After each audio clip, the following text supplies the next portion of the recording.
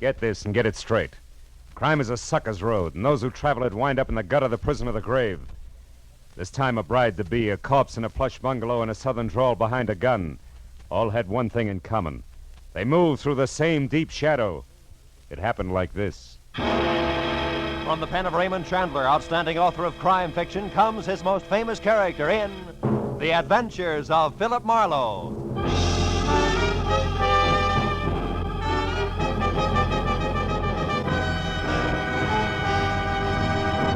Now, with Gerald Moore starred as Philip Marlowe, we bring you tonight's exciting story, The Deep Shadow.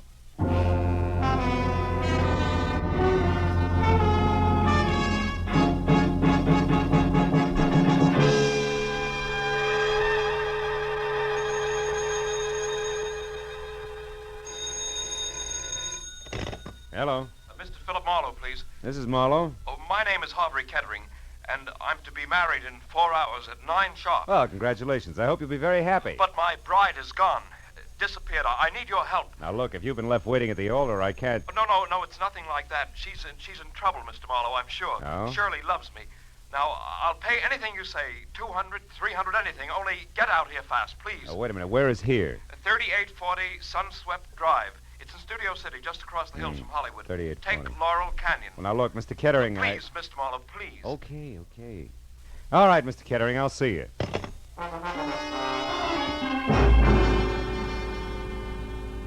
The address he gave me turned out to be a healthy chunk of old Spain.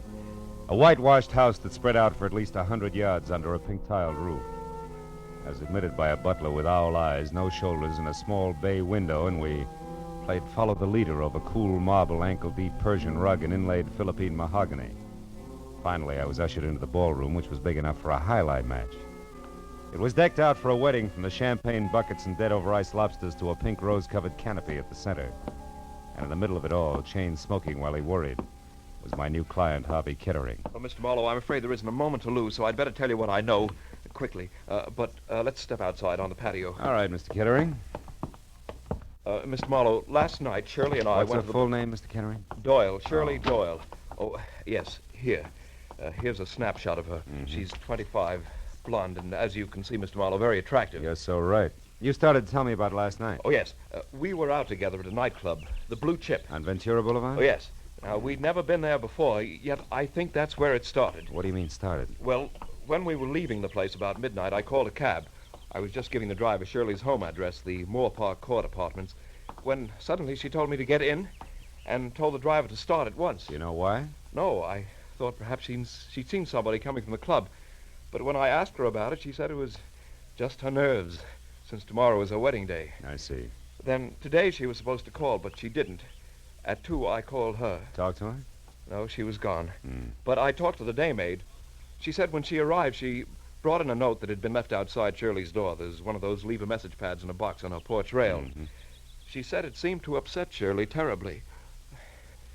Mr. Marlowe, what are we going to do? Well, now, look, have you been over there to Shirley's place? No, I haven't. Got a key? Yes, I do. All right, Mr. Kettering, you have the key, so let's go. But what shall I do about the guests, the Nothing right now. We may be lucky.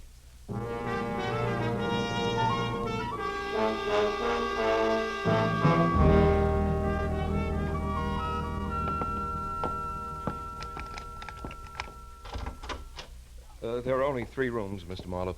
What do you suggest we do? Well, first, let's look for that note. She may have left it here somewhere. Oh, you try the bedroom. I'll start with the wastebasket. It's full of papers. All right. Just as you say, Mr. Marlowe. Yeah, sure. Endicott Clinic. 321 North Rossmore. Say, Kettering, what does Shirley do for a living? Oh, she was a receptionist, Mr. Marlowe, at a medical clinic on Rossmore. Well, that figures. Mr. Marlowe. What? Mr. Marlowe, I found it. The note the maid spoke of, it's the same paper written with a soft pencil like the one attached to that box outside. It was on her dresser. Now, give it here. Let's see it. Dear Shirley Doyle, guess who I ran into last night? Francis Dragato. Suggest you meet me at the corner of Ventura and Woodsett Boulevard at 10:30. Not signed, huh? Is Francis spelled with an E? Yeah, the girl's name. I've never heard Shirley mention any Francis Dragato. And a public street corner wouldn't be much of a place to check 5 hours after people met, would it, Mr. Marlowe? No, I suppose not. Mr. Marlowe, what have you got? What is it? Oh, a page torn out of the classified directory, a listing of theatrical agencies. Line through by pencil from A down to C. The last one crossed out is capital artist. Yeah, that makes Drake Talent Agency next. Well, she never had anything to do with show business, Mr. Marlowe. What do you think it means? I don't know. You going to check with the Drake Agency? No, my first stop's going to be where you were last night, the Blue Chip. I know the owner, Eddie Shaft, and Eddie knows an awful lot, including things that aren't always exactly his business. May be able to help us if he wants to. Shall I come along, Mr. Marlowe? No, you go home, Kettering. I'll try to deliver your bride before 9. All right. Shall I pay you now? Now, we'll let it go COD. I haven't the slightest idea what I'm going to run into.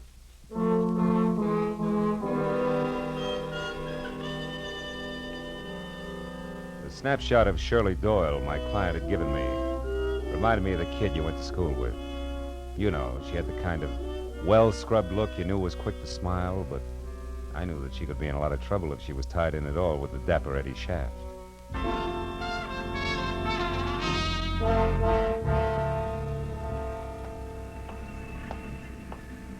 After dark, the Blue Chip was one of those cozy, soft lights melting on thick drapes kind of places. It made you forget all about the stiff prices for limp food. But now, at a little better than 5 in the afternoon, under wide-eyed, unblinking work lights, it had all the cushion come hither of a union hall. In one corner, a skinny musician with a golf ball complexion was working over a clarinet, while in the middle of a dance floor with no more diameter than the hole in a candy lifesaver, a girl was standing on a piano stool. She was smoking and looking straight ahead at nothing. The red shingled hair, promise of a nose, and plunged neckline tagged her as the singer on the posters outside. One Miss Corky, Netherlands. The place is closed, soldier. Glad you told me. Never would have known. Never mind the routine, soldier. Just come to the point. What do you want? Just a few words with the boss. Eddie around? No. No, he's not. Uh-huh. How about his bungalow in Coldwater Canyon? You mean it hasn't hit the papers yet? What's the connection between Eddie and the headlines? Soldier, Eddie was stabbed to death sometime this morning. You gotta be kidding. Sometime between 9 and 11, the cops say. Well, so long, Hey, wait a minute, Corky. You have any idea who did it? No. Except that maybe it was a dame. Any description on it? The law isn't gabby about things, soldier, believe me. If you don't, try Eddie's bungalow yourself and find out.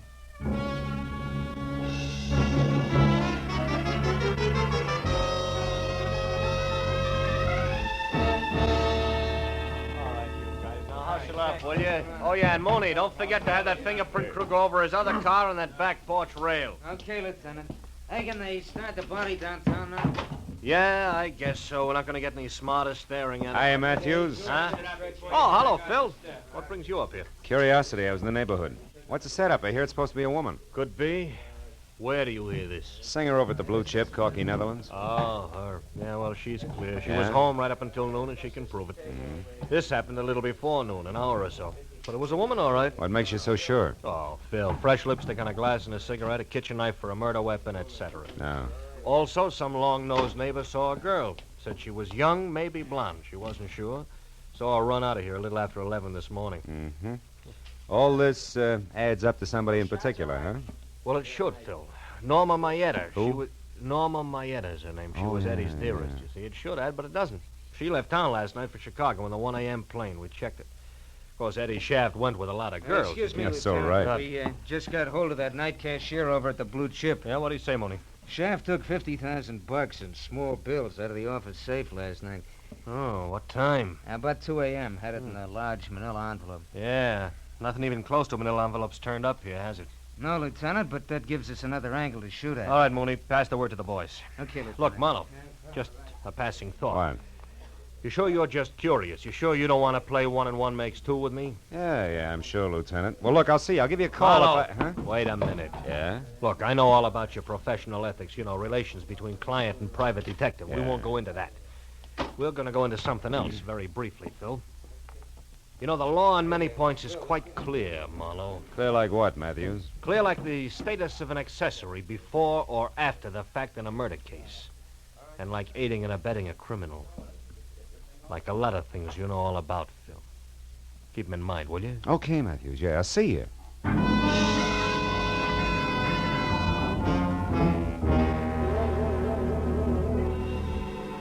Since the lieutenant hadn't mentioned Francis Dragato, I didn't see why I should.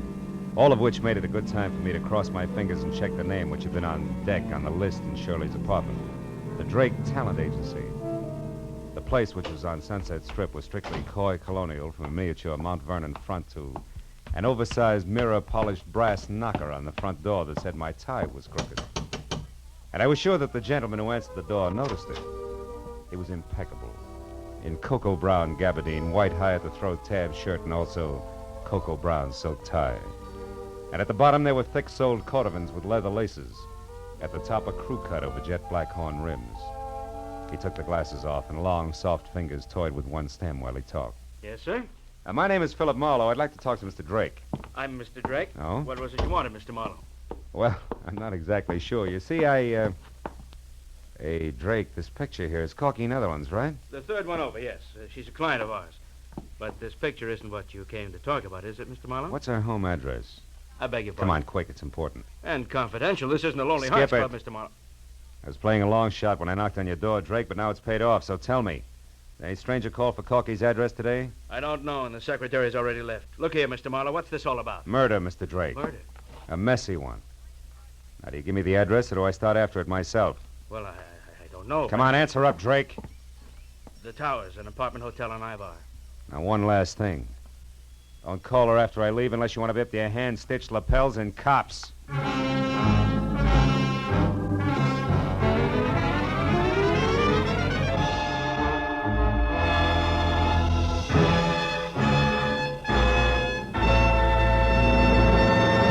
In just a moment, the second act of Philip Marlowe. But first, you might think that after several years with Gracie Ellen, George Burns had seen everything, done everything, been everything. But this Wednesday night, you'll find George in a brand new role, that of a Florodora girl, with costume and complications by Gracie Ellen.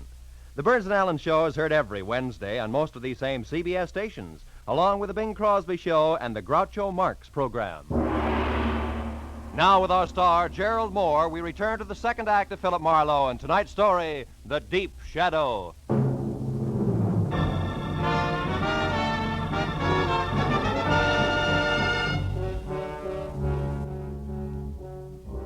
I left the glossy Mr. Drake and his glossy little agency with his mouth hanging open and drove down to Hollywood Boulevard to Ivar, and from there up the hill to a 5-story air-conditioned monolith with Venetian blinds called the Towers, which offered about as much sanctuary as the Yankee Stadium.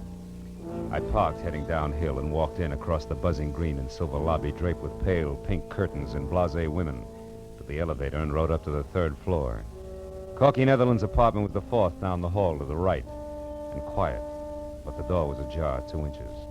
So I rapped hard enough to swing it all the way open. The answer sounded like a cry for help from the bottom of a well. When it came again, I went in, and it took me a few seconds to realize that the noise was coming from a closet. And when I got it open, Corky Netherlands reeled out, looking like she'd been through a threshing machine. She was here. She was after the money. Who was after She what beat money, me and Corky? locked me up Who? in there. Some dame, I didn't know her, but she... There she is. Shirley! Miss Doyle, wait a minute! It was Shirley Doyle. She'd been hiding inside near the door. She grabbed a handy, oversized ashtray and let it fly at us, then beat it. I made it to the hall just as the elevator door closed, so I took the stairs and raced it down to the lobby. I got out on the street in time to see Shirley with a large manila envelope in one hand pile into a sleek new Hudson and take off. I ran to my car to follow her, but that was as far as I got. I was stopped cold by a nasty little gun in the hands of a southern accent behind a pair of strictly Hollywood dark glasses. Be a good boy, honey, and hold it. Now, look, Right sister, there. who do you think you are? Now, What do you... I'll ask the questions if you don't mind. Why are you in such a fuss over the girl who just made off there? I was trying to get her out of a jam, believe it or not. Well, now, isn't that the darndest coincidence you ever saw? So am I. Only you want to catch her, and I want her to get away. But I guess that's life, isn't it, honey? Yeah, in the raw. You said it. We got big business together, her and me. And it sure don't include you. Just a minute. This ad's like you could be Francis Dragato. Francis who? Dragato. Me? Yeah. Oh, that name's much too fancy for the likes of me, honey. I reckon we can break it up now. So why don't you just give me the keys there in your hand? My keys? Come on, give. Yeah, well... That's a Oh. good boy. Now, don't try anything silly. And, don't fret, honey. I'll leave your car 2 or 3 blocks down the street here. Look, maybe you ought to go back upstairs and console little sugar child up there. Maybe take her to a movie or something. You know, to cool her off. Well, that's a nice, fresh thought. I'm loaded with them. Yeah, you're Try loaded. me again sometime. So long. Dames. Someday I'm going to get a case where there's no dames connected. Either directly or indirectly. Parking my car 3 blocks away, that's fine. Just fine. Hey, going up!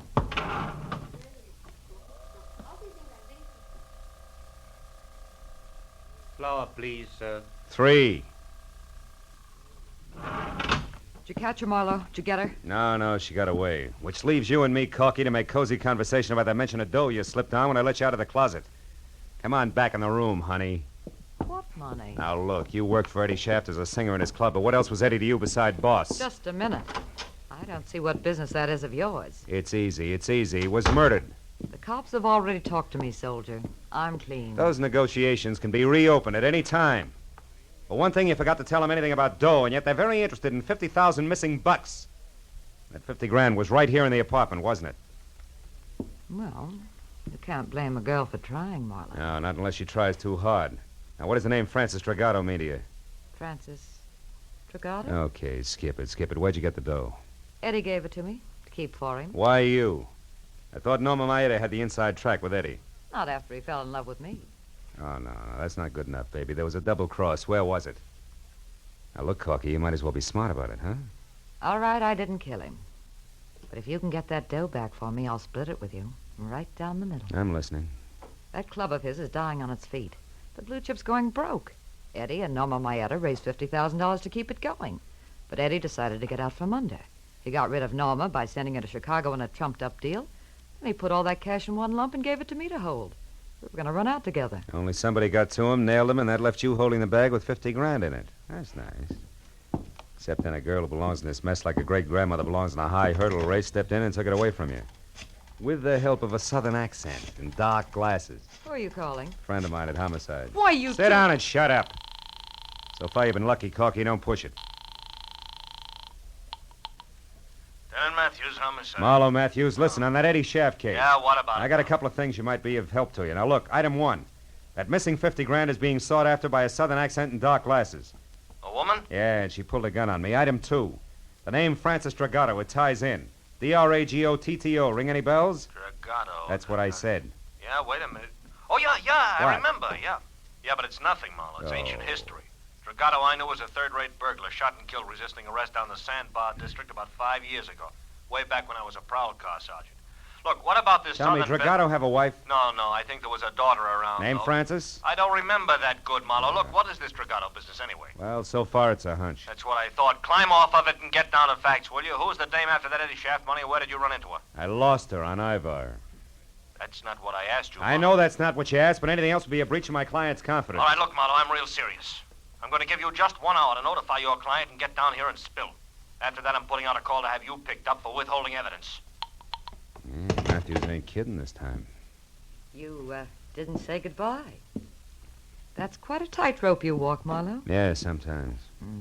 You're good. And I'm a girl of my word. You get that money back for me and it's 50-50. You're my only chance. Don't kid an old kidder, baby. You're a girl of 2 words. Double and cross. Good night, Corky.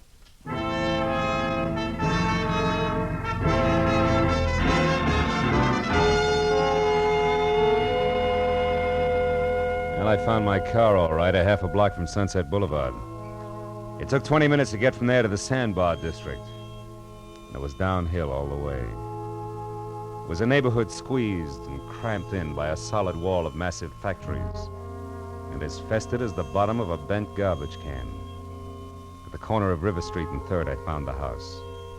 3 sagging, rotten stories of tenement that squatted in the eternal shadow of a huge gas tank like a sick, dirty old man. The proud, gleaming giant of City Hall was only 7 blocks away. Might just as well have been 70 miles. I went up to the door and knocked, and finally it inched open, just far enough for a face the color of dishwater to peek out.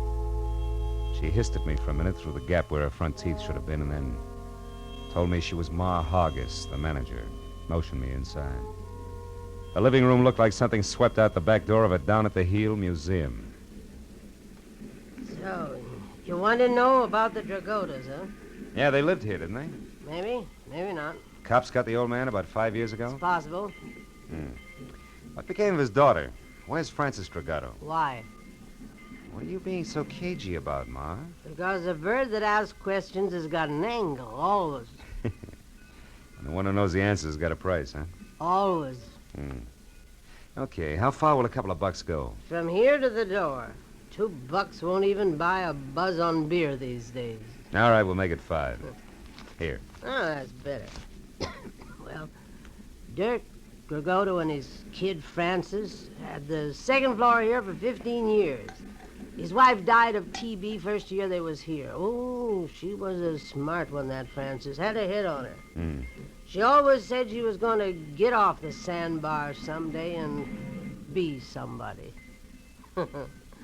Oh, I told her she'd never make it. It's too far, mister. Kids down here get dirty. And it's the kind of dirt you can't wipe off. It gets inside of mine, no. Yeah. Tell me, what happened to her? I don't know. When her old man got it, she left, and I never seen her again, not to this day. Probably left town and wound up working the gin mills in some other place. Is that They the always $5 do. worth? Huh? Well, you bought sight unseen, Sonny. Tell me, you got a picture of her? Yeah. As a matter of fact, I have. Good. She was 17 at the time. It's kind of fuzzy, but you can see Hey, she wait a was minute, Ma. Huh? Are you sure this is Francis Dragato? Say, she lived in this dump for 15 years out, I'm sure, I know. She looks like somebody else. Girl who was supposed to get married tonight. I got another picture of Francis here someplace. Wait a minute now, a better one. Let me see now. Yeah, here it is. This was took down on Olivera Street, one of them stands. Oh, that's her best friend there with her, Norma Maeta. Norma Maeta. Norma was a tough little egg. Folks drank all the time and let Norma run wild. Oh, fine. Francis Dragato and Norma Maeta are friends. Now say, them two was quite a team. No bet. I always wanted to do something for them girls, but what can you ever do in a hole like this for anybody? You've just done it, Ma. Here's 5 more. Buy yourself another light bulb. Throw a party with the change. So long.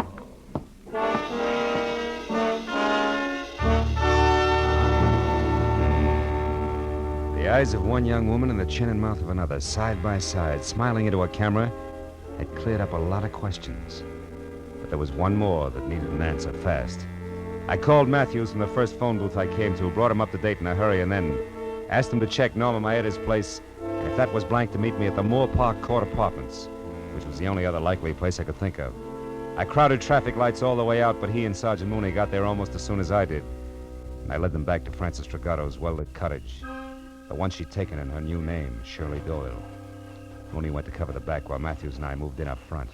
Your hunches are paying off tonight, Marlowe. Oh, yeah, they're in here all right. Yeah, come on over this way. The window's open. We could catch a little conversation first, you know. It might help. Yeah, if you keep quiet, we can. I'm due in Chicago. Thanks for your help, Francis, dear. Yeah. I had to get this money. Now more than ever. You've got it, Norma, so goodbye. Now that stuffed shirt you're going to marry, you'll never know where you really came from or who you really are. Did you get that? Oh, and one more thing, dear, before I go. Yeah? I killed Eddie Shaft this morning. You what? Heard enough, I Matthews? killed No, Eddie hold a minute. Shaft. When he put me on the plane for Chicago, I figured something was fishy, so I got off and I came back. And I found out he was selling me short for that little jerk, Corky Netherlands. We had an argument. I killed him. Of all the Then I remembered seeing you leave the Blue Chip last night. I needed someone like you to get the money for me, Francis. Yeah, there's your tie-in. I couldn't afford to be seen here in L.A. when I was supposed to be in Chicago. Not with a murder on my neck. But you were seen by that man who chased me at the hotel. Who, Marlowe? He's still looking for a southern drawl and dark glasses. You're the only one who knows the truth, and That's you're what in it she with me thinks. now. I'm not going to let you involve me in a murder, Norma. Getting that money was one thing, but I'm not going to be mixed up in a killing. I don't care what it costs me. I'm going to tell the whole thing. You're a fool, Francis. I got a good alibi for one murder. It'll work for 2. Let's go, Matthews. Yeah, You're fast. not going Come to on. stop me now, Francis. no. Nobody is. And who's that? All right, hold it, girls. We're police. You're not taking me! Back, Matthews! Yeah, Mooney, stop her! Hey, stop! Drop it, lady. Come on, Marlowe. I think she's dead, Lieutenant. She wouldn't stop. She was shooting at me, but she's a woman. All right, Mooney. That gun in her hand, she was a killer and nothing more. Yeah, I suppose she was. If you asked that kid inside, she could tell you what made her that way. Oh, well, let's get out of here, Matthews.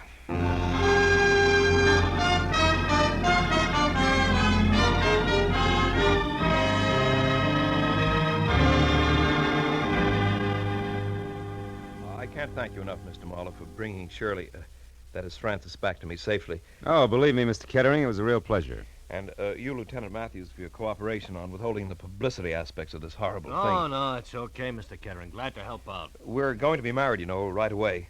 Shirley told me the story and wanted to postpone the wedding, but I wouldn't hear of it. Good. After all, I'm not marrying her for the past. I'm marrying her for the future. Yeah. Best wishes, Mr. Kettering. Yeah. Maybe tomorrow when Shirley's calmed down. Give her my congratulations, will you?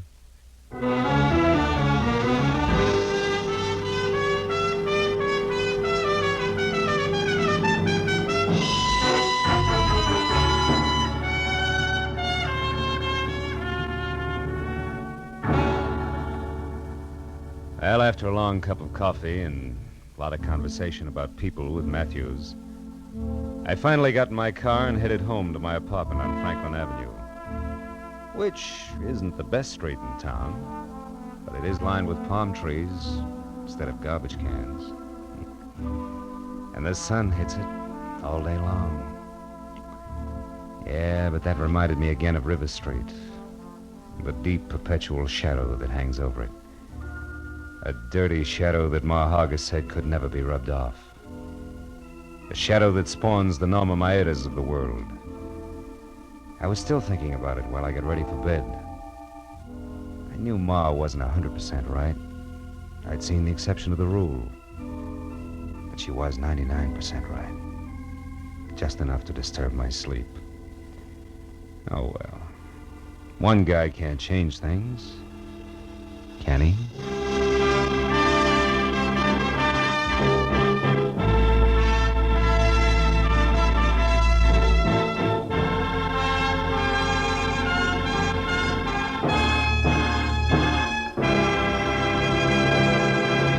The Adventures of Philip Marlowe, bringing you Raymond Chandler's most famous character, star Gerald Moore, are produced and directed by Norman MacDonald and are written for radio by Robert Mitchell and Gene Levitt. Gerald Moore may currently be seen starring in Republic's The Blonde Bandit. Featured in tonight's cast were Lillian Buyeff, Joan Banks, Verna Felton, Yvonne Patey, Jeff Corey, Jack Crucian, and Tom Holland. Detective Lieutenant Matthews is played by Larry Dobkin. The special music is composed and conducted by Richard Arant.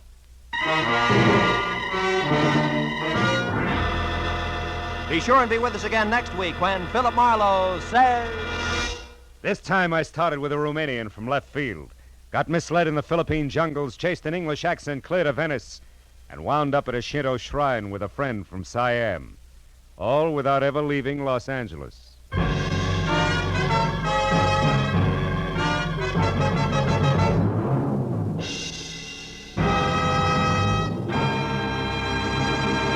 Dr. Christian, the kindly physician of River's End, has a most unusual case placed in his hands this Wednesday night on CBS. His patient, a 16-year-old girl who's in love with an older man, and the man, Dr. Christian himself.